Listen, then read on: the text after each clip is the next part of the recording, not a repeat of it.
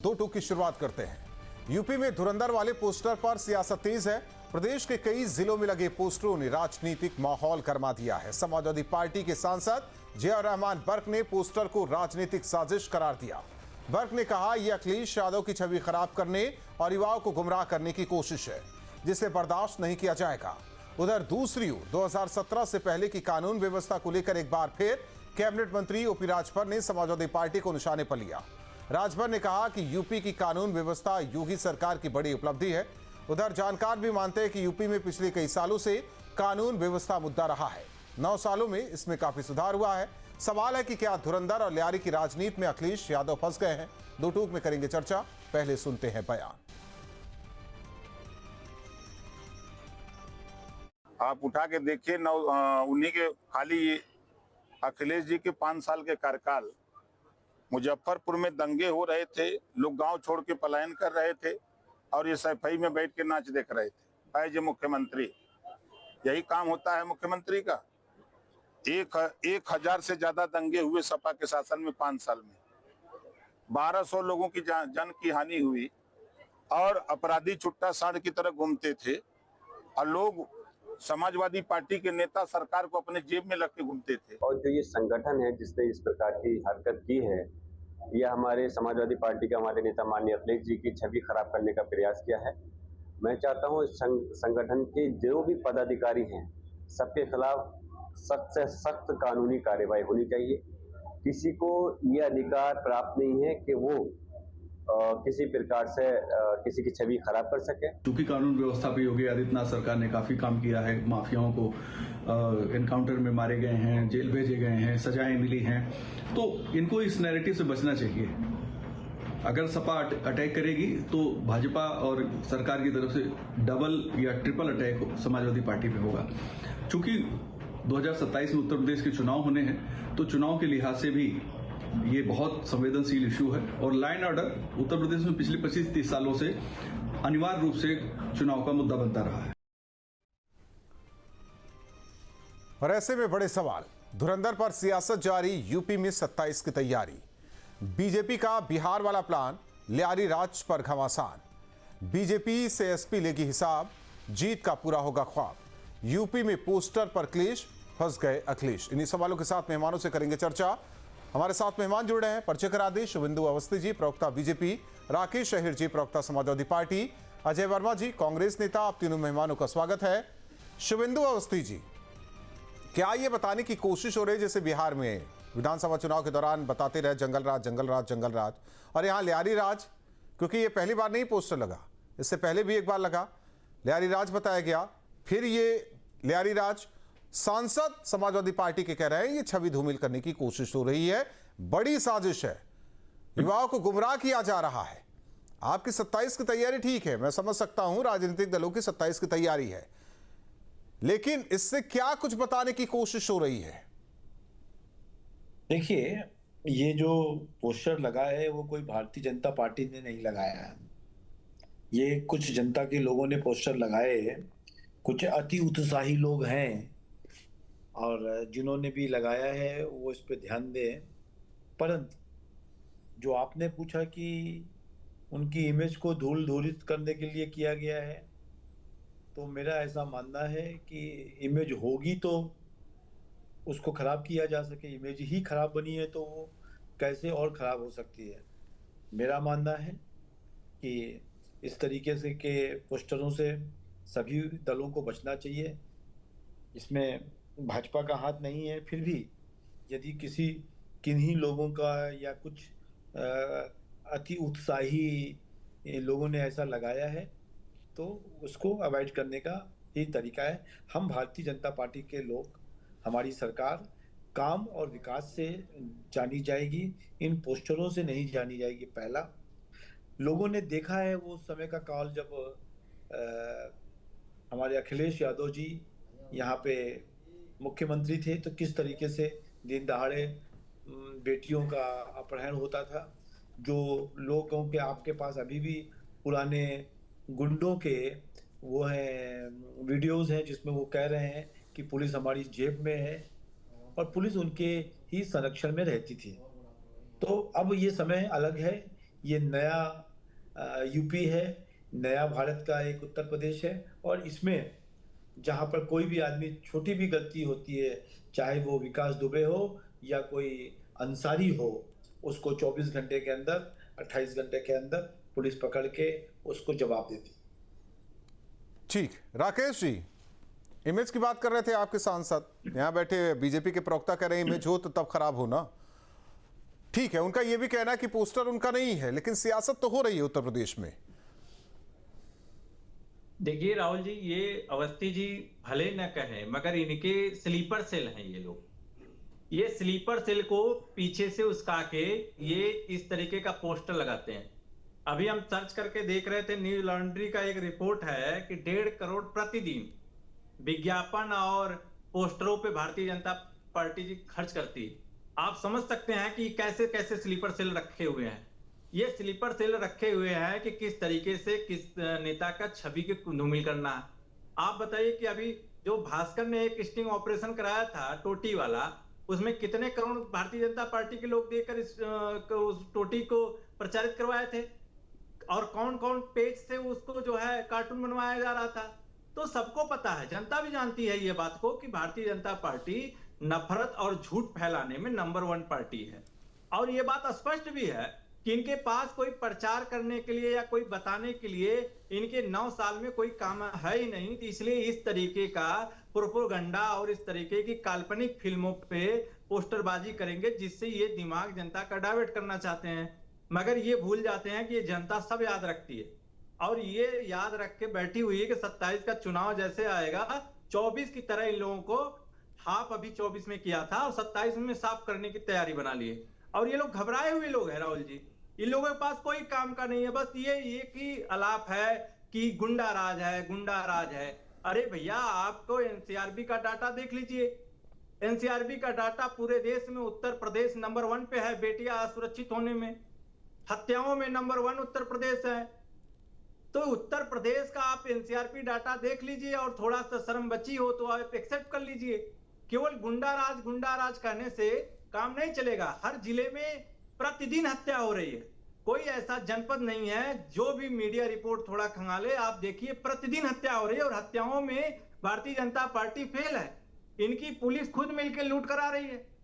आप देख लीजिए कानपुर की घटना, बलिया की घटना, बाराबंकी की घटना, अपहरण करके पुलिस किसान से अपहरण मांग रही है, फिरौती मांग रही है। तो ये तो नाकाम है और सारी चीजों में नाकाम है। और इनको भी पता है कि भारतीय जनता पार्टी बस इलेक्शन कमीशन से साठ गांठ की वजह से ये सत्ता काबिज कर रहे हैं। अगर इलेक्शन कमीशन निष्पक्ष हो जाए और मीडिया निष्पक्ष दिखाने लगे, हम लोग मीडिया पर कहां आ गए, इस पर आपत्ति है मुझे। नहीं राहुल जी, आप पहले मेरी बात को आप पूरा कर राकेश अहिर जी, आपत्ति बंद करिए। फिर आपत्ति हमने है कहा कि निष्पक्ष इसलिए कि हम लोगों की भी बात को दिखाए, जनता की भी बात को दिखाए। तो हम लोग ये समझते हैं कि देश और लोकतंत्र बच जाएगा। देश लोकतंत्र नहीं बचा हुआ, देश लोकतंत्र खतरे में है। परिवार बचाता है। एक मिनट शुभेंदु जी, अपनी अपनी बारी में 1 मिनट।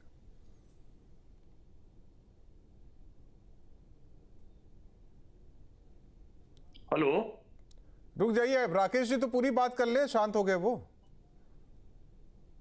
हो गई पूरी बात राकेश जी। राहुल जी बिल्कुल, अगर हम तो कह रहे हैं आपकी इजाजत हो तो और बता दें। नहीं, और बात पोस्टर पे हो रही थी, बहुत सारी चीजें हो गई। अब बात अगर चर्चा करने बैठे तो हमें लगता है कि रात भी कम पड़ जाए, एक बड़ा घोटाला है, रात भी कम पड़ जाए। ठीक है, अजय वर्मा जी है, कांग्रेस के नेता हैं।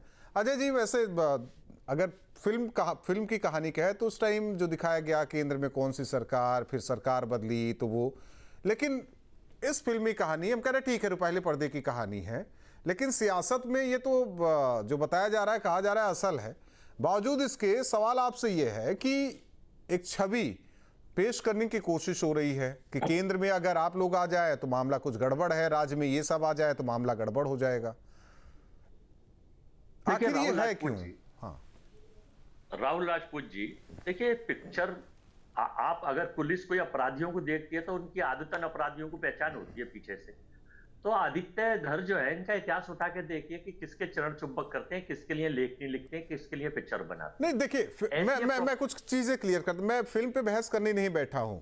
आपने फिल्म पे उस कहानी के बाद जो सियासत में वो कहानी तैर रही है उसकी बात कर रहा हूं मैं। हाँ, आपने जब इतनी सारी चीजें मुझे बताई हैं, शुरू में वो करें तो मुझे बताने दीजिए, उतना समय तो मुझे भी दीजिए इस लोकतंत्र में जितना आपने सबको दिया है। तो देखिए, उस पिक्चर के आधार पर अगर आप ये चाहते हैं कि आपकी नकली जो प्रोपोगंडिस्ट की, देश के प्रोपोगंडे, जो हिटलर का जो एक वो था प्रोपोगंडिस्ट मंत्री, उसका नाम था जोसेफ गोपाल, वो भी यही काम करता था, उससे काम नहीं होगा। और रहा सवाल झूठ और सच फैलाने का, तो पूरा देश को पता है कि इनके आईटी सेल में कितने प्रशिक्षित और अप्रशिक्षित यानी स्किल्ड और अनस्किल्ड लाखों करोड़ों लोग हैं जो पेड है अनपेड है, जिनका काम यह है कि देश के मुख्य हालातों को छुपाइए और मुद्दों से भटकाइए। अरे भाई, देश की सरकार को असली धुरंधर तो हम योगी जी और मोदी जी आपको तब माने कि जब मैं अभी केरला के दौरे में गया हुआ था, मैं अभी उत्तराखंड में गया हुआ था। उत्तराखंड में इनकी सरकार है, डबल इंजन की सरकार है। वहां जो एरिया है पर्यटक पर आश्रित है, वहां जो होटल्स हैं, वहां नौकुचिया ताल है एक जगह, वहां पर बड़ा शांत एरिया है, तल्ली ताल है, वहां नौकुचिया ताल है, भीम ताल है, वहां 40% से ज्यादा रेस्टोरेंट होटल्स जो गरीब आदमी का है वो बंद हुए पड़े हैं गैस की वजह से। और आप दिखाते हैं सब चंगासी सब कंगासी सब चंगासी, ट्रम्प इज माई फ्रेंड, अगुवेवार ट्रम्प सरकार। चलिए, तो मुद्दा मैंने इसलिए कहा कि जनता के हित की बात थी और जनता के हित की बात, कांग्रेस हित की बात कर लीजिए।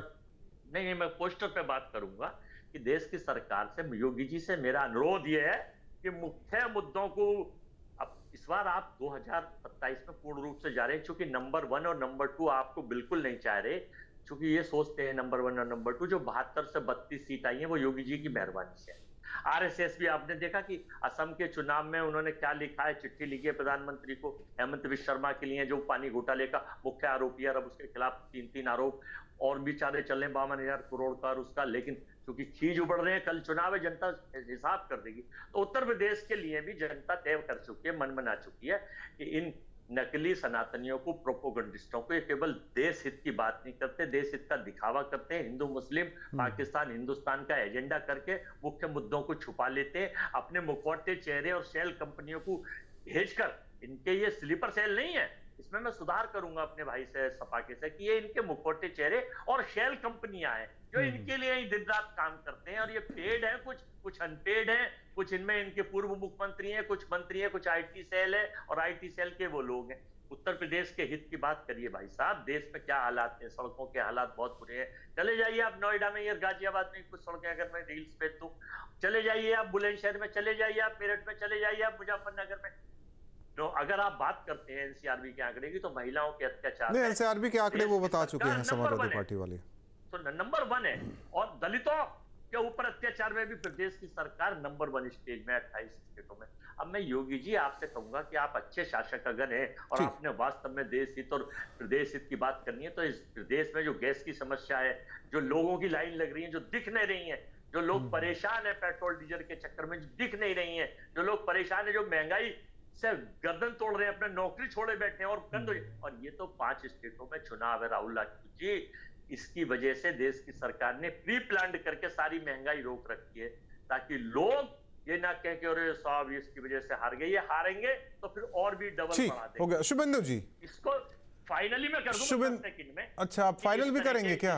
हाँ, इस तरह के पोस्टर लगाने से असलियत, सच बात मान लीजिए चेहरे पे धूल है और इल्जाम आईने पे लगाना फिजूल है। हमारे गठबंधन की सरकार देश में भी बनेगी 29 में और 27 में बनेगी और 5 स्टेटों में हम लोग जीत।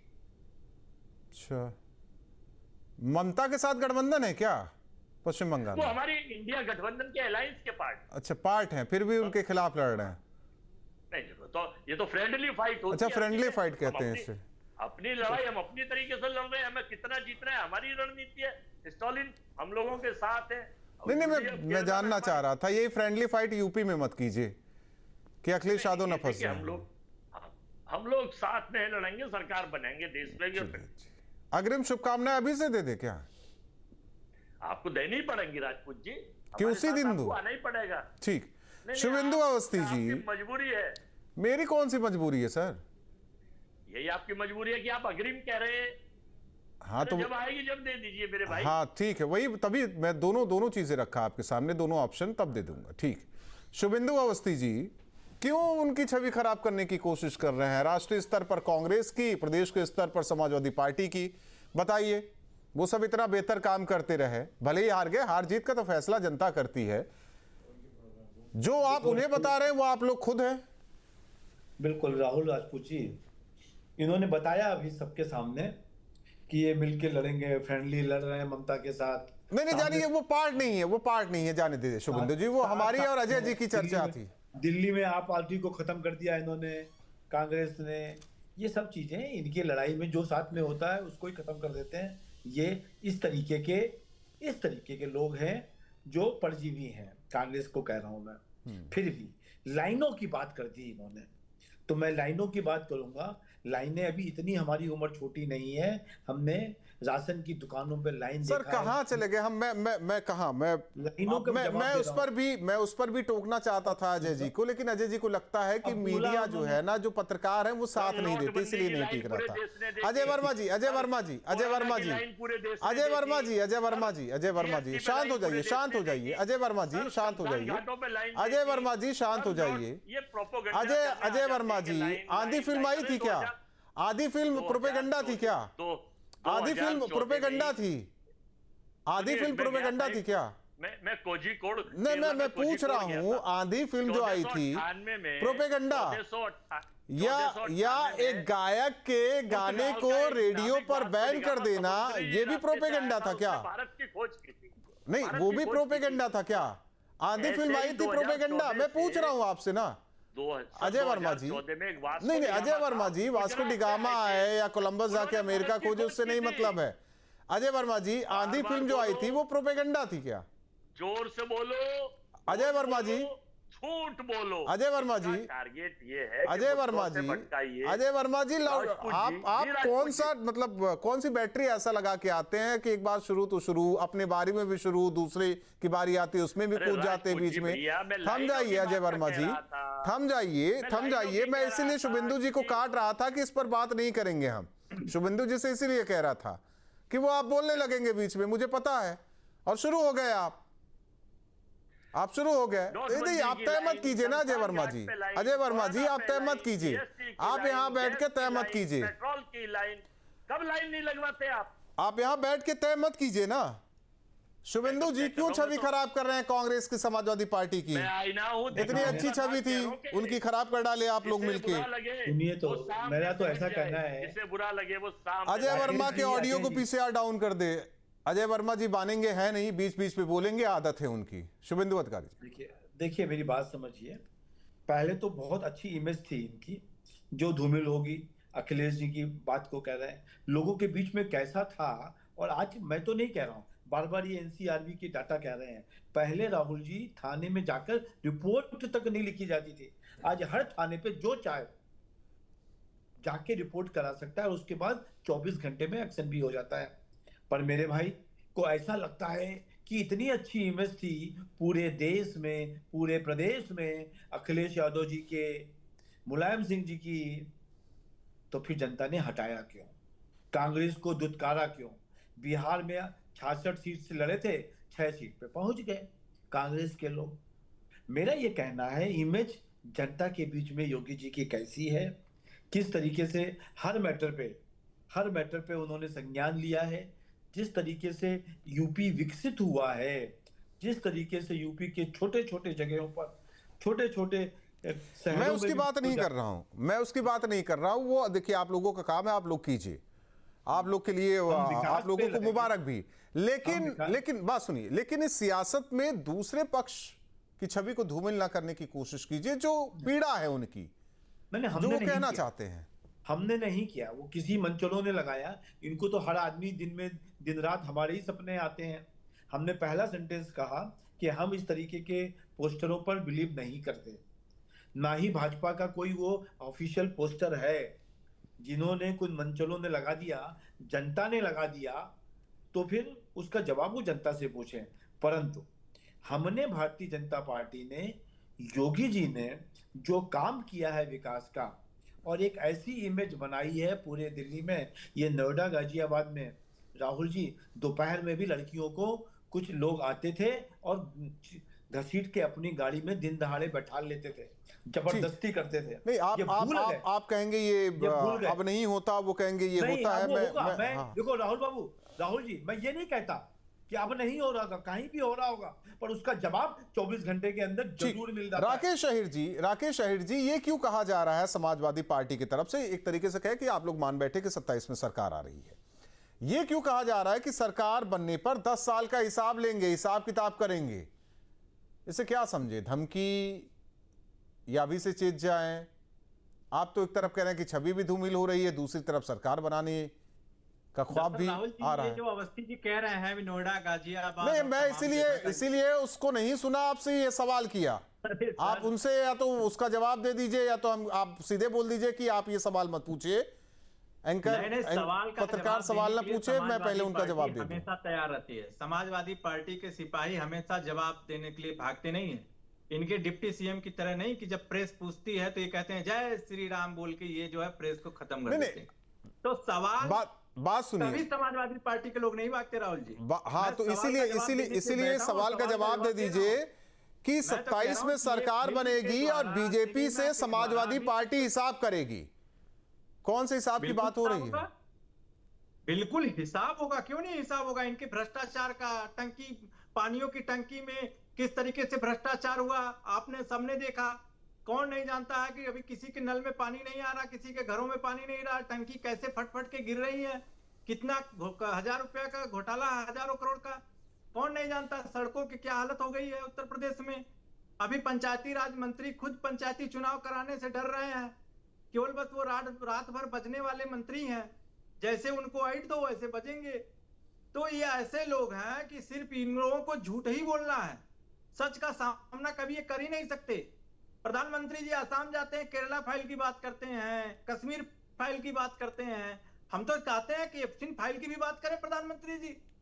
जिस एप्सिन फाइल ने दुनिया को देश के सामने रखा और भारत की छवि धूमिल किया, उसका भी नाम रखे, उसका भी चर्चा करें, उस पर भी चुप्पी तोड़े, तो हम लोगों को भी लगेगा कि चलिए हमारे प्रधानमंत्री निष्पक्ष और साफ हैं। जो देश की छवि खराब हो रही है उस पर उन्होंने चुप्पी तोड़ा। तो ऐसे प्रोपेगेंडा फिल्म और सिनेमा के सहारे भारतीय जनता पार्टी अपनी नैया पार लगाना चाह रही है। अब इनके पास कोई बचा नहीं, कोई विकास किए नहीं 10 सालों में। बेरोजगारी बढ़ गया है, भुखमरी बढ़ गया है, महंगाई बढ़ गया है। जैसे भी कांग्रेस के साथी कह रहे थे कि ये 5 राज्य के चुनाव है इसलिए महंगाई को रोक रखे हैं।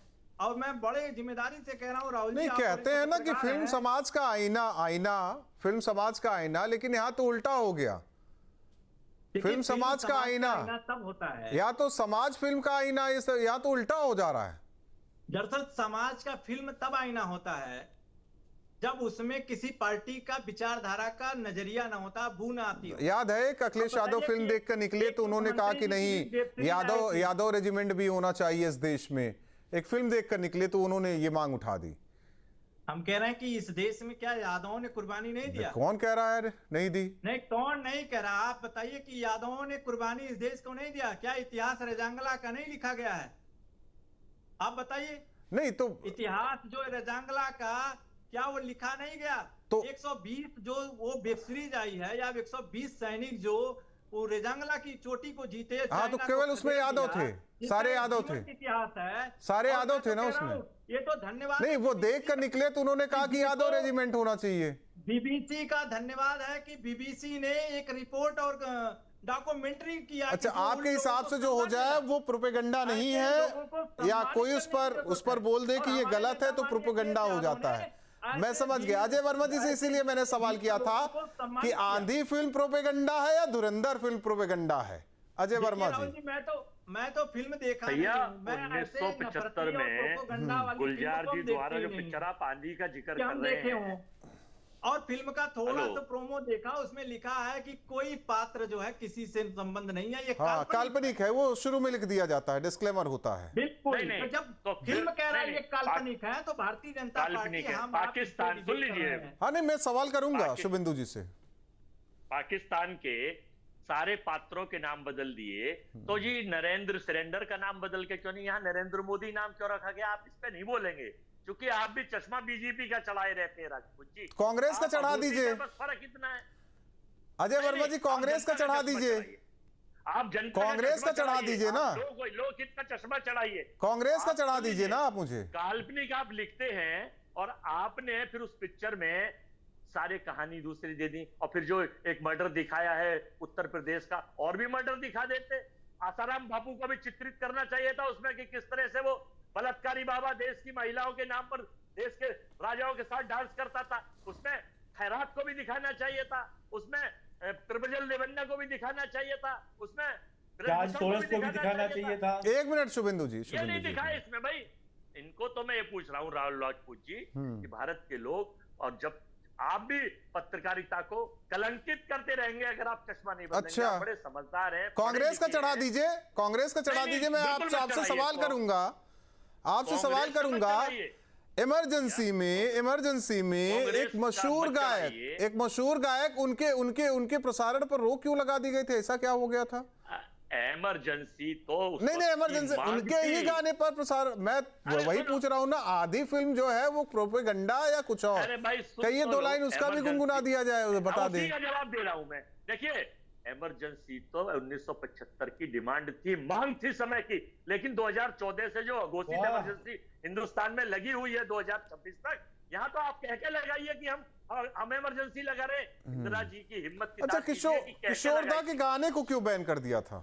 उनसे क्या नफरत थी भैया इमरजेंसी लगाना? केवल उन्हीं के गाने को बैन करना क्यों? वो नहीं समझ में। आसाम का सारा गांव, क्योंकि उन्होंने कांग्रेस का चश्मा नहीं पहना था, इसीलिए। हवाई शुभेंदु जी स्टेशन भेज देंगे।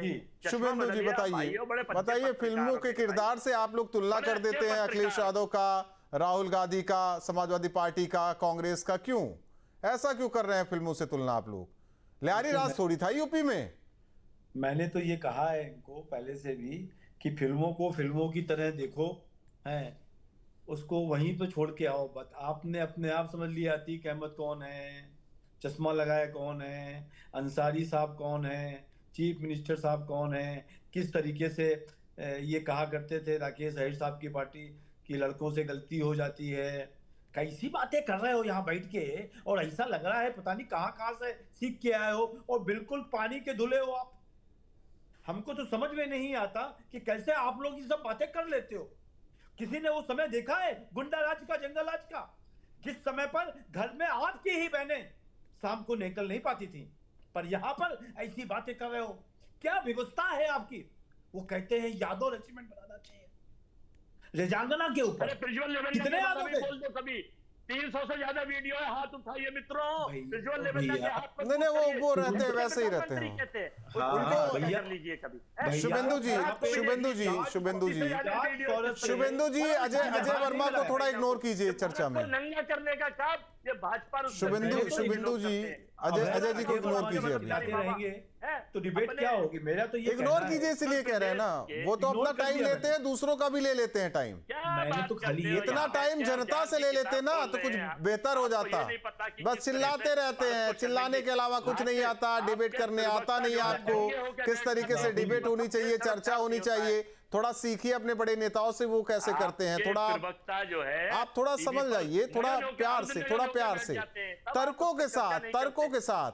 यहाँ नौटंकी नहीं चल रही है, यहाँ मिमिक्री नहीं चल रही है, तर्कों के साथ कीजिए, तर्कों के साथ। ये मिमिक्री करने मत आया कीजिए अजय वर्मा जी। बहुत बहुत धन्यवाद।